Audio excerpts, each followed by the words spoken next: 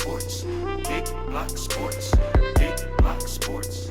Big Block Sports. Big Block Sports. Big Block Sports. Big Block Sports. Big Block Sports. Big Block Sports. This is episode 13B, NFL Week 14 picks and predictions. Only a couple of weeks left in the season. Couple of games left for teams to secure a spot in the final dance. Again, 7 teams from each conference will have an opportunity to compete for a Super Bowl title. Only one team in each conference will be allotted a first-round bye. Right now, that's looking like Arizona, and I want to say the Patriots are the number one team right now in the AFC. I believe so. But before we get to that part of the season, we got to talk about this week's games. NFL point spread I have up here, week 14. I brought them up very quickly. So some of this will be live analysis. Some of the lines, as I glance at them, I'm like, yo, what is Vegas on this week? There's something on my camera. Some of the lines I looked at, I was like, yo, what's going on with Vegas this week? Because it's weird. But we got some good games. We got some bad games. We got some divisional matchups. I like the way the NFL started to structure the end of the season. Most recently, they began to make those end of season games be division matchups and division title situations more than just some random games, because teams would, by week, depending on how good their record was, by week 15 sometimes teams were already like, yo, we out, and they start sitting players, and that's a terrible product. You know what I'm saying? Nobody wants to watch backups. So let's get into it. The first game I have here on the schedule, Pittsburgh Steelers at Minnesota Vikings. The Vikings are 3-point favorites. I think this is an interesting game. Two teams that are in that middle of the pack, like I talked about. Steelers at 6-5-1. I think the Vikings are at 5-7 or something like that, or 6-7. Both teams inconsistent. Both teams have won some big games. Both teams have talent. Not so much at the quarterback position for Pittsburgh. I've already talked about Big Ben Impossible Burger. No longer Roethlisberger. He is now an Impossible Burger. That is not a real quarterback play right there. That is a process quarterback play.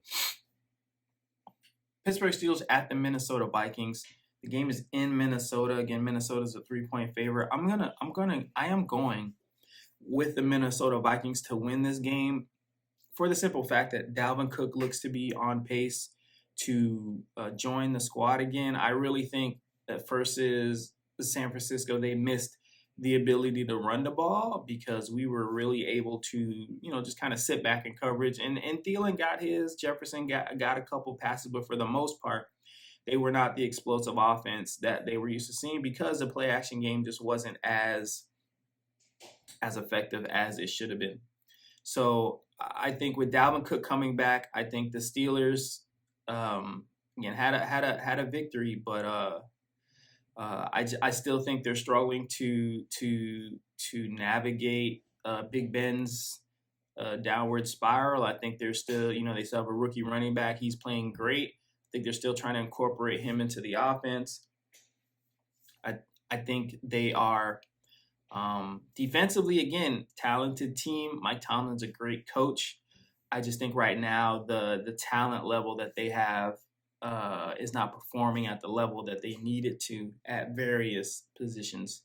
But I'm going to take the Minnesota Vikings. I know they're inconsistent, but I'm taking them at home, and I'm taking them because Dalvin Cook is coming back, and I think he is the X factor in this game. Las Vegas Raiders at the Kansas City Chiefs, big divisional game. Well, it would have been a big divisional game if the Raiders weren't terrible. But the Chiefs are 9.5-point favorites. No reason to believe in the Raiders winning this game. I think the Chiefs have finally I don't want to say fix their problems, but at least their problem, they were able to, if they do still have problems, they've covered them up well over the last couple of weeks here. What I see, moreover than anything, is that Patrick Mahomes has chilled the hell out. Um, Tyreek Hill has stopped dropping balls, and Travis Kelce has stopped fumbling. Honestly, I think defensively, we talked about it on Goats and Rings on Tuesday night. Goats and Rings with Walt Stringer, and Mr. Memorial Drive brought up a great point. Mr. Memorial Drive from Know That Sports, Know That if you don't know nothing else. But he brought up a great point about Melvin Ingram coming over to the Chiefs, kind of giving them that pass rusher opposite Frank Clark, which then allowed Chris Jones to go back to his natural position. And I think defensively it's allowed those players to play in roles that are more natural to them versus they had Jones trying to fill in an outside pass rush role, and that's not really his vibe. Winning is also not the Raiders' vibe. So I'm taking the Kansas City Chiefs. The Raiders continue to spiral. Interesting to see what they're going to do next year as far as a head coach, as far as draft picks, as far as quarterback maybe. And I know Derek Carr's having a great year, but with a new regime, kind of a new city, you know, this is their first time being in Las Vegas, like outside of the COVID year. You know, they may want to kind of just wash all of it away. So I'm taking the Kansas City Chiefs, 9.5 points. I could see the Raiders covering 9.5 though. I could also see the Chiefs scoring 20 points over them. So I'm still taking the Kansas City Chiefs to win the game. Next game, New Orleans Saints at New York Jets. Saints are 5.5 point favorites. No reason to believe in the Jets. You know, again, not a lot of expectations for them this season. Rookie quarterback, new coaching staff, are they new uniforms? I don't know, but they look different. They kind of look like the Eagles uniforms, but that's just me. Now, New Orleans Saints, I thought Taysom Hill was a much better quarterback than Trevor Siemian. Maybe not from the quarterback perspective, meaning like I think Trevor Siemian probably throws a better ball than Taysom Hill when Trevor Siemian sees it and when he's comfortable in the pocket. I think Taysom Hill, however, has more ability to improvise. I think while his throwing may be a bit erratic, I think the ability to run the ball, I think his ability to improvise really brings something to the New Orleans Saints offense that they need. And I think Alvin Kamara is coming back. I got to double check. But if he's coming back, it's a wash for sure. If he's not playing, it'll probably be a little bit closer than it should be. But I still feel like the New Orleans Saints, because of their defense, will win this game. I don't think the Jets have the ability to score with them. They just lost Corey Davis as well to an injury. So New Orleans Saints, 5.5 points. I think the Saints will also cover those 5.5 points. But, you know, like I said, 7-point game. You know, I'm not saying they're going to go ahead and double that spread there. I think they will cover the 5.5 points, though. So we got Tennessee as a 8.5 point favorite. I'm going to take Tennessee. I think Tennessee will score more than 8.5 points over the Jacksonville Jaguars. And it's just the Jaguars, you know, like there's no point in analyzing why the Tennessee Titans are going to beat the Jaguars. They're going to beat them because they're playing the Jaguars. That's the analysis you need right there. Baltimore Ravens at the Cleveland Browns. Now, this line is kind of weird to me. And it's almost like I wonder if like on some sinister New World Order stuff, Vegas is trying to sway people to vote for the Browns because if they give Baltimore the points, it's too easy of a matchup. It's too easy of a bet or whatever. So they're like, all right, let's make everybody bet for Cleveland because it's actually like, I honestly don't think Cleveland has a chance in this game. And I know that the Ravens lost Marlon Humphrey, which is a big part of their defense. But I have yet to be impressed by the Browns. Um, Now again, I'm not. They're not the Jaguars. They're not the Jets. But they're not the Ravens either. And it's just interesting how there's a lot of people who really, really, really think the Browns are like next in some capacity, and they're not. So even though the Browns are 2.5-point favorites based on this line, the game is in Cleveland. I'm still taking Lamar Jackson, John Harbaugh, the Baltimore Ravens to beat Cleveland and continue their playoff run. Atlanta Falcons at Carolina Panthers, a game, I want to say probably one of the games that I care the least about on this week's schedule. There might be one more, but maybe I don't want to say I don't care about it, because I care a lot about football. I like all football games, but I think when I say I don't care, I think what I'm saying is I don't know what these teams are gonna do, bro. Like, what's up with y'all? Like, y'all make my job so difficult. Carolina, I knew was a bit of a paper champion, as they call them. I thought the hype about Sam Darnold was a little what's the word? Premature.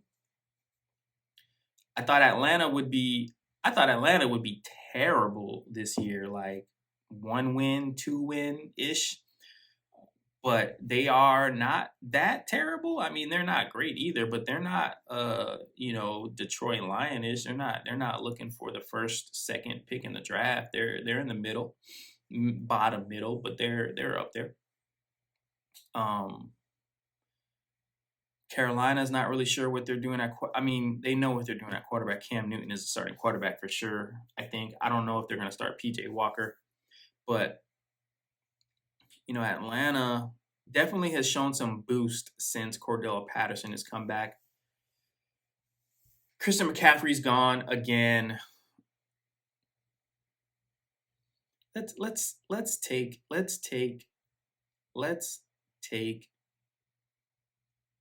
I almost said let's take the Falcons, and I can't get it out. I can't get it out. I can't. Who did I pick the Panthers last week? I want to say I picked the Panthers last week and they let me down.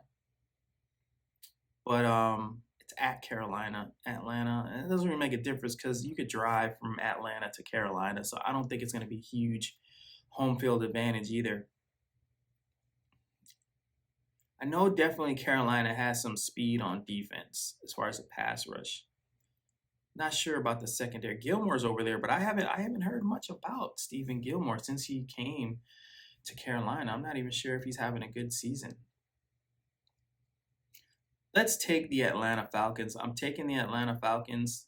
Again, I know Carolina's a 3-point favorite, but I feel a lot better about Atlanta with Cordell Patterson in the fold.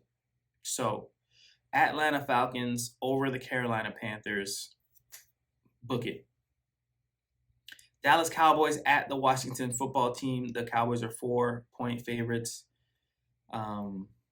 They play back to back. So the Cowboys play Washington, New York, and then Washington again. I don't think this is the game that Washington wins. Dallas will win this game. I do think there's a chance that second game in Jerry World, Washington has a chance to beat them. But this game, I'm going to stick with the Cowboys. They're 4-point favorites. I think they cover.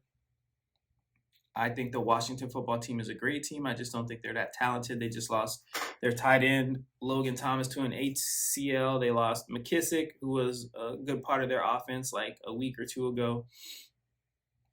Dallas is kind of getting healthy-ish. They finally decided, hey, let's give somebody besides Zeke the ball, only because Zeke kind of got hurt that nobody's really talking about. But Pollard shows he's an explosive back. Their wide receivers are coming back into the fold. Cooper, CeeDee Lamb, Gallup. So I am going to take the Dallas Cowboys over the Washington football team. Seattle Seahawks at the Houston Texans. Seattle's a 7.5-point favorite. I would really just like the Texans to beat them. I would. I don't think they will. I will take the Seahawks to win the game. I'm not gonna take it that personal, but I would like it. I wouldn't be upset if my pick was wrong and the Texans won by like 40. I wouldn't be mad at that at all. Seahawks will win. I don't know. I can see the Texans covering though. 7.5 points is a lot for that offense that didn't really show that much. Hasn't shown that much since Russell came back.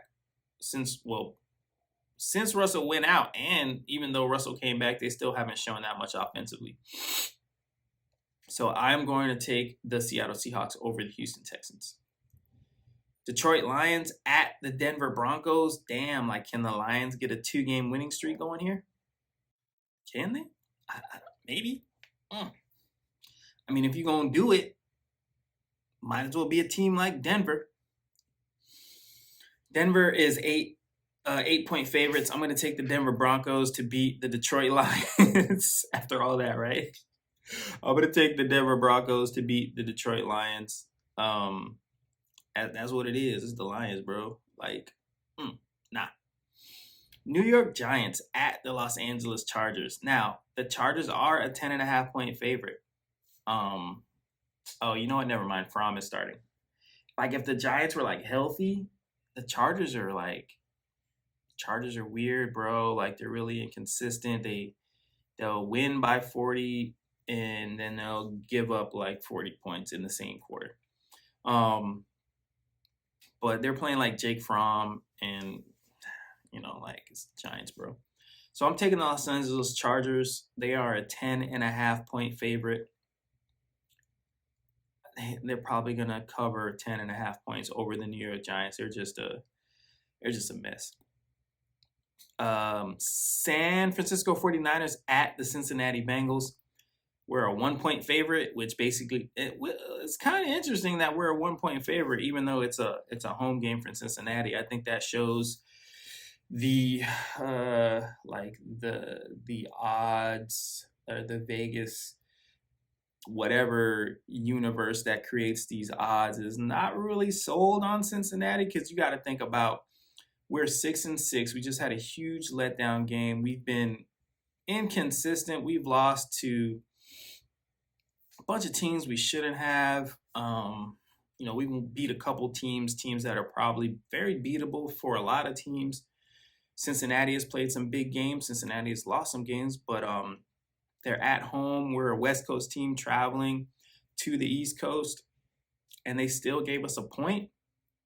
Just got to say something about Cincinnati more than it does about us. I don't think we deserve a point. I think the line should be 0, because who knows what's going to happen. But of course, without a doubt, the 49ers will win this game, because we have to win this game. We need this game to stay in the playoff hunt. We need this game for me to remain sane and not jump off a side of a building somewhere.